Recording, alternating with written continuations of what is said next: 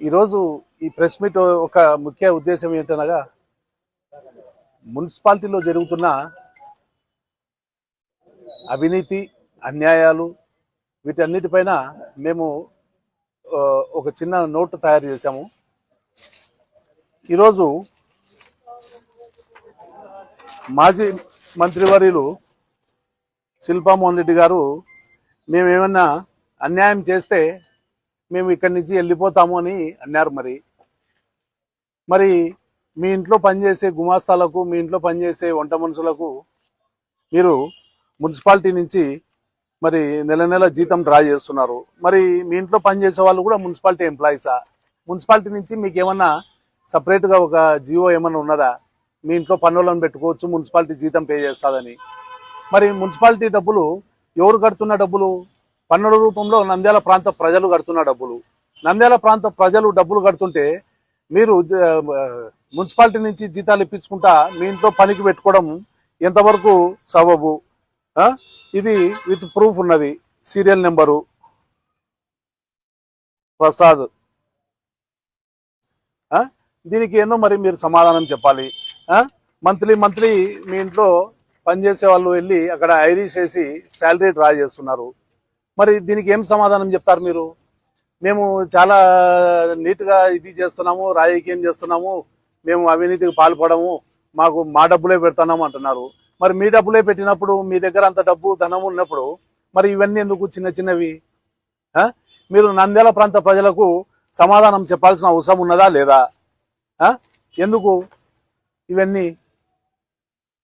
మీకేమైనా ఎందుకు మీరు మరి మీ ఇంట్లో పనిచేసే గుమాస్తాలకు మున్సిపాలిటీ ఎందుకు పే చేయాలి? దీన్ని ఎవరు? అందరికీ తెలుసు. మీ వార్డు మెంబర్స్ 38 మంది ఉంటే 38 మందికి ఈ విషయం తెలుసు, కానీ ఎవరు గలం ఇప్పి బయటికి వస్తలేరు. ఏమంటే మీరు అందరినీ భయపడిస్తున్నారు, భయభ్రాంతులకు గురి చేసి ప్రతి ఒక్కరిని మీరు ఇబ్బంది పెడుతున్నారు. ఈరోజు గలం ఇప్పి ఏదన్నా అంటే మేము అది చేస్తాము, మిమ్మల్ని బయటికి దొబ్బుతాము, మీకు ఉండేవన్నీ కట్ చేస్తామని భయపడించబట్టిరి. అదేవిధంగా 8వ వార్డు కౌన్సిలర్ భర్త నిజాముద్దీన్కి శాలరీ ఇస్తున్నారని మన 2 రోజుల క్రితమే మీ మీడియా మిత్రులే ఒకరు రాసినారు. మరి అది నిజం కాదా? నిజం కాదంటే చూపియండి మరి వచ్చి. మేము కూడా యాక్ట్ ప్రకారం ఈరోజు అప్లై చేస్తున్నాము. ప్లస్ మున్సిపాలిటీ దగ్గర పోయి మున్సిపల్ కమిషనర్ గారికి దాన్ని సబ్మిట్ చేసి అడగదలిచినాము. ఖచ్చితంగా దానికి సమాధానం చెప్పాలి. సమాధానం చెప్పకుంటే ఖచ్చితంగా మున్సిపాలిటీ ఎదురుగా పెద్ద భారీ ఎత్తున ధర్నా జరుగుతుంది. దాని గురించి సమాధానం చెప్పేదాకా ఇచ్చే సమస్య ఉండదు. నంద్యాల ప్రాంత ప్రజలు కట్టే పన్నులతో మీరు ఆ డబ్బును దుర్వినియోగం చేసుకుంటూ మీరు మీ ఇష్టం వచ్చినట్టు పరిపాలిస్తున్నారు. ఏమి మీ అహంకారం? ఆల్మోస్ట్ 2004 నుంచి ఈ రోజు వరకు మున్సిపాలిటీని మీ సొంతింటి లెక్క వాడుకుంటున్నారు. మున్సిపాలిటీలో అసలు ఏం జరుగుతున్నాయి? మీరందరూ కూడా చొరవ తీసుకొని ఈ జరిగే అరాచకాలను, ఈ జరిగే అసలు పరిశుభ్రత లేకుండా ఈ విధంగా పేరుకపోయింటే కనీసం మీరు ఏ రోజన్నా ఒక దుకాణదారుని కానీ, రోడ్డు పక్కన వ్యాపారాలు చేసుకునే వాళ్ళని కానీ పిలిపించి మీరు ఒక మీట్ పెట్టారా? పెట్టి వాళ్ళకు అవగాహన కలిగించే ఒక సదస్సు మాదిరి పెట్టి, అవగాహన సదస్సు అని పెట్టి వాళ్ళందరికీ చెప్పండి. మీరు ఖచ్చితంగా డస్ట్బిన్ మెయింటైన్ చేయండి. ఈ విధంగా కాలువల్లో ప్లాస్టిక్ పేపర్లు, ప్లాస్టిక్ వాటర్ బాటిల్లు ఇవన్నీ ఏమున్నాయి? జ్యూస్ తాగినవి. మరి ప్రతి ఒక్క జ్యూస్ షాప్ వాళ్ళని పిలిపించి చెప్పండి. ఎమ్మెల్యేగా బాధ్యత లేదా నీకు? పిలిచి చెప్పండి మీరు, అయ్యా ఇట్లా జ్యూసులు తాగి కాలువల్లో పడేస్తున్నారు, ఇది మనకు మంచిది కాదు, దీనివల్ల అన్ని బ్లాక్ అయిపోతున్నాయి, పేరకపోతే దానివల్ల 10 రకాలుగా నష్టం జరుగుతున్నది. కాలువలు బ్లాక్ అయితే ఈగలు వస్తాయి, దోమలు వస్తాయి, దోమలు గుడ్లు పెట్టి అట్లే ప్రతి ఒక్క పేదవాడు అనారోగ్య పాలవుతున్నాడు. ఒకదానికొకటి రిలేటెడ్. దీన్ని పట్టించుకోకుండా ఇదేదో లైట్ తీసుకొని మీరు మేము రోడ్లు వేస్తున్నాము, ఇది కాదా మార్పు అని మీరు పెట్టుకోవడం గొప్ప కాదు. మార్పు అంటే దీనిలో మార్పు చూపించి చూపండి మీరు. మనకు మరి ఈరోజు ఒక 10 నిమిషాల్లో నంద్యాలలో ఒక గట్టిగా వర్షం పడితే మీడియా సోదరులు మీరు ఎక్కడికైనా బైక్లో పోగలుగుతున్నారా? పోలేరు. ఏమంటే అన్ని బ్లాక్ అయిపోతాయి. రాబోయే న్యూ టౌన్ లో కూడా మనం చేయలేకపోతే ఓపెన్ కెనాల్స్ ఉంటే దానివల్ల నష్టమే తప్ప, ఓపెన్ కెనాల్స్ వల్ల మనకు దోమలు పెరిగిపోతున్నాయి, విపరీతమైన ఇది పెరగబోతున్నది. అండర్ గ్రౌండ్ డ్రైనేజ్ వల్ల మంచి జరుగుతుంది మనకు. అది కూడా మీరు అవగాహన లేకుండా మీరు ఈ విధంగా పరిపాలన చేస్తే మీకేమున్నది? మీరు ఎక్కడి నుంచో వచ్చిన వాళ్ళు కాబట్టి మీకు బాధ్యత లేదు. ఇక్కడ పుట్టి పెరిగినోనికైతే ఖచ్చితంగా బాధ్యత ఉంటుంది. నా ఊరు శుభ్రంగా ఉండాలి, నా ఊరును నీట్గా పెట్టుకోవాలని. ఇవన్నీ మీరేం పట్టించుకోకుండా ఎంతసేపు ఉన్నా మేమేదో కాలు దూతున్నామని మా పైకి కాలు దూవడానికి ప్రయత్నం చేస్తున్నారే తప్ప మంచి పనికి ముందరికి రాండి, మేము కూడా మీతో పాటు నడుస్తాము, కాదంటలేం కదా. మేమేం అడిగినాం మిమ్మల్ని? నంద్యాల ప్రాంతంలో మొగోడు పుట్టలేదని చెప్పి గాంధీ చౌక్ లో మీరు అన్నదానికి నేను ప్రశ్నించినాను. ప్రశ్నించడానికి నేను తప్పు చేసినట్టయితాను. నేను ఇక్కడ పుట్టి పెరిగినా కాబట్టి అది నాకు సులుకు తగిలింది కాబట్టి నేను ప్రశ్నించాను. అది జరుగుతున్న తరుణంలోనే నీ మీడియాలో నువ్వు అడ్మిన్ ఉన్న గ్రూప్ లో నీ అమ్మ మొగుడు వచ్చినాడని చెప్పి కింద నీ ఫోటోలు పెడతావు. అది ఎంతవరకు న్యాయము? నీ అమ్మ మొగుడు అంటే ఎవరిని అంటున్నావు నువ్వు? నేను కొట్లాడుతున్నా కాబట్టి నన్ను అంటున్నావా?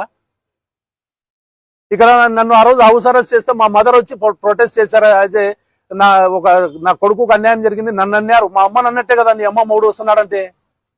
అది ఎంత దూరం పోతుంది? దానికన్నిటికీ సమాధానం చెప్పకుండా నువ్వు నేనేదో ఆయన 20 ఏళ్ల నుంచి ఏం చేస్తున్నాడు, ఇన్ని రోజులు ఏం లేదా, ఇప్పుడంటే నువ్వు అడిగిన దానికి నేను సమాధానం చెప్పు అంటే 20 ఏళ్ల కథ నువ్వు మాట్లాడతావు. 20 ఏళ్ల నుంచి కూడా మేము మీ కుటుంబానికి మేము అందరం దగ్గరుండి మీ కుటుంబాన్ని ముందర నడిపించాం, ఓట్లు వేయించి మా ప్రాంత ప్రజలతో. మరి మీ వాటర్ ప్లాంట్లకు నిజంగా మున్సిపాలిటీ బిల్లులు కడతలేదా చెప్పండి? మరి మున్సిపాలిటీ బిల్లులు కట్టే దాంట్లో మీ ఫోటోలు మీ నాయన ఫోటో ఎందుకు? మున్సిపాలిటీ కాంట్రిబ్యూషన్ కూడా దీంట్లో ఉన్నది అని చెప్పి వేయండి. అదేం లేకుండా ప్రజలను మభ్యపెట్టడానికి మీ ఫోటోలు వేసుకొని మున్సిపాలిటీకి మేము 20 సంవత్సరాల నుంచి సేవ చేస్తున్నాము, మున్సిపాలిటీలకు మేము ఉచిత నీళ్లు ఇస్తున్నాము. నీళ్లు ఏమి ఇస్తున్నావు నువ్వు? మున్సిపాలిటీ వాటర్ అక్కడికి సప్లై చేస్తున్నది, ఆ సప్లై చేసిన వాటర్ ని ప్యూరిఫై చేసి ఇస్తున్నావు. ఐ అగ్రీ ఫర్ దట్, కాదంటలేను. ఫిల్టర్లు నువ్వు మెయింటైన్ చేస్తున్నావేమో, అది కూడా ఎంత ఖర్చు అవుతున్నదో అది కూడా బహిరంగంగా బయటికి పెట్టు. నువ్వు ప్రెస్ మీట్ పెట్టి నాకు సంవత్సరానికి ఇంత ఖర్చు అవుతున్నది నేను పెడుతున్నాను, మిగతాది మున్సిపాలిటీ కరెంట్ బిల్లు కడుతున్నది, మున్సిపాలిటీ వాటర్ ఇస్తున్నది అని చెప్పు ధైర్యంగా.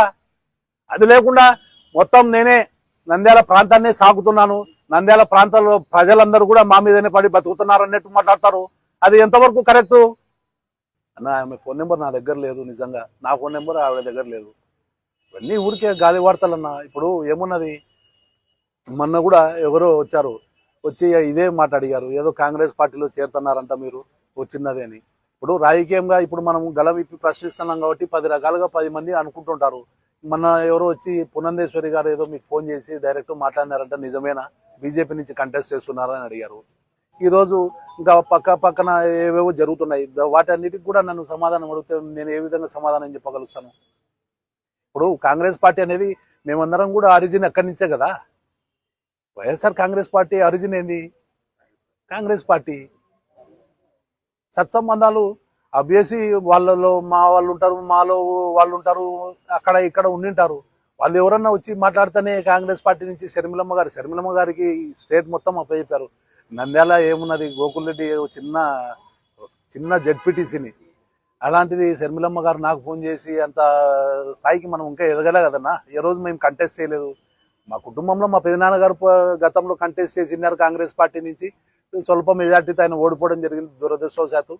మళ్ళీ రెండోసారి మేము పార్టీకి చేసిన సేవలు మేలు గుర్తించకుండా మొండికి ఇక్కడ లోకల్ రాజకీయాల్లో మమ్మల్ని డిస్టర్బ్ చేసి మా మనోభావాలు దెబ్బతీసినాయని చెప్పి 94లో మేము ఇండిపెండెంట్గా కంటెస్ట్ చేయడం జరిగింది, కాంగ్రెస్ పార్టీ కాదని కంటెస్ట్ చేసి. ఆ రోజు మేము కూడా ఒక మాదిరిగా 18-19 వేల ఓట్లతో మేము ఇండిపెండెంట్గా బరిలో ఉన్నాము. ఆ రోజు 18,000-19,000 అంటే ఆ రోజు ఉన్న ఓటర్ మాకు ఎంత ఉన్నది, 1,00,000 చిల్లరనే ఉన్నది మాకు నంద్యాల ప్రాంతంలో. ఆ రోజు కూడా మాకు 19,000 ఓట్లు ఉన్నాయంటే ప్రజల ఆదరణ ఉన్నట్టే కదా మాకు. ఆ తర్వాత కూడా మేము సరే సర్దుకున్నాము. మళ్ళీ కూడా మనం సరే ఏదో తప్పు జరిగింది అని చెప్పి కాంగ్రెస్ పార్టీతోనే ట్రావెల్ చేశాం కదా. కాబట్టి ఇవన్నీ జరిగేటప్పుడు వాస్తవాలు ఏంటంటే అన్న, ఇవన్నీ జరిగేటప్పుడు 10 మంది ఎవరో ఒకరు అనుసరిస్తుంటారు, కాల్ చేస్తుంటారు, అట్లా చేద్దాం ఇట్లా చేద్దామని ఐడియా చేస్తాం. మనం నిర్ణయం తీసుకునేది నిర్ణయం ఖచ్చితంగా 10 మందితో ట్రావెల్ చేస్తాం. 10 మందిని నిర్ణయం కలిపినాకనే నా నిర్ణయం ముందరకు వస్తుంది. కాబట్టి అలాంటివన్నీ ఏమి ఉండవన్నా. రాబోయే రోజుల్లో ఏం జరుగుతుంది అనేది జస్ట్ వెయిట్ అండ్ సీ. అధిష్టానంతో టచ్లో ఉన్నాము. అధిష్టానం ఏది చెప్తే అది చేయనికి మేము శిరసా వహిస్తాము. అట్లని తప్పు చేసేటోళ్ళనే మళ్ళీ మీదేసుకుని రండి అంటే దానికి కూడా మేము అడగాల్సినవి ఉన్నాయి, అడుగుతాము. అడిగిన తర్వాత ఖచ్చితంగా ఆ రోజు మళ్ళీ మనం ఏం చేద్దాము ఎలా చేద్దాం అనేది ఖచ్చితంగా మీడియా మిత్రులారా మీరందరూ కూడా నాకు బాగా సహకరిస్తున్నారు కాబట్టి ఖచ్చితంగా మీ ముందరకు వచ్చి ఫస్ట్ మీకే చెప్తాను, నేను ఇలా జరుగుతుంది ఇలా చేయబోతున్నా అని. కాబట్టి దాని గురించి ఏం ఇబ్బంది లేదు బ్రదర్. Thank you.